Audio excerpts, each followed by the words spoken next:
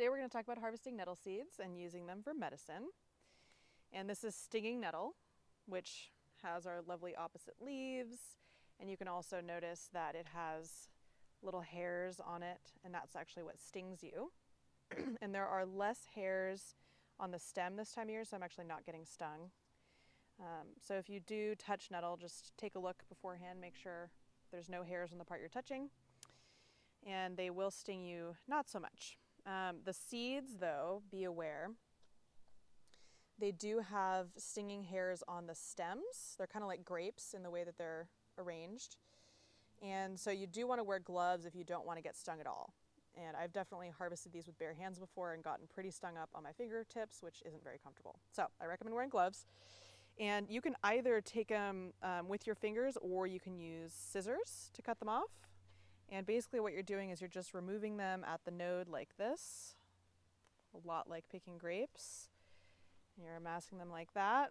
And you're just going to go down. I'll even kind of go like this and go down the stem, like so. I'm trying to leave the nettle intact. It's pretty easy to kind of rip leaves off and bend the stem. I'm trying to leave the nettle intact. So this is the object of our desire. Now, a lot of people ask me, how do you tell when they're ready to be picked? So you will notice that on the very ends of this guy, we see a lot of little white structures there. And that's a sign that the flowers are not quite done ripening yet. And in fact, let's see, we can see one over here that's even more so that way.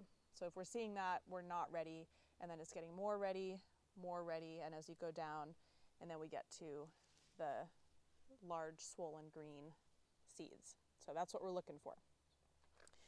Now, nettle seeds have some similar uses to nettles. You can also use them for allergies. Some people actually like these even better. I had a friend who used to grind these up and put them with like chocolate and honey and make kind of like a fudge that she would use for her allergies. Sounds kind of tasty. But nettle seeds' claim to fame is actually more about for hypothyroidism, for low energy. People also use it historically, like throughout the history of nettles. Nettle seeds were a lot about fertility for both men and women, and a lot about anti-aging as well. Nettle seeds have a really high amount of essential fatty acids, which if you've ever heard omega-3 is one of those. For that reason, though, they have a lot of fats in them, so they go rancid easily. So any nettle seed medicine you make, if you make a tincture or if you dry them out, it keeps for about a year, and then you want to throw it away. So don't be shy about using your nettle seeds, right? Like, drink them up. I like to put them in tea blends personally, but you can also dry them and grind them up and put them in cooking, muffins, whatever it is you're making, or capsules for that matter. Nettle seeds also have a lot of history of use for hair. So if you have alopecia or hair loss or thin hair, it's supposed to really invigorate hair growth. So it's one of our best bioregionals for that, in fact, like with horsetail especially. Any last things about nettle seed? Oh, people also use it to kind of increase kidney function. So if you have gout, people use nettle seed with celery seed. And I've also heard of herbalists using it for things like chronic kidney failure, which I wouldn't recommend the beginning herbalist to do, but you kind of get the idea that it stimulates kidney function. Nettles are an herb of the kidneys, so we're definitely expecting that kind of action.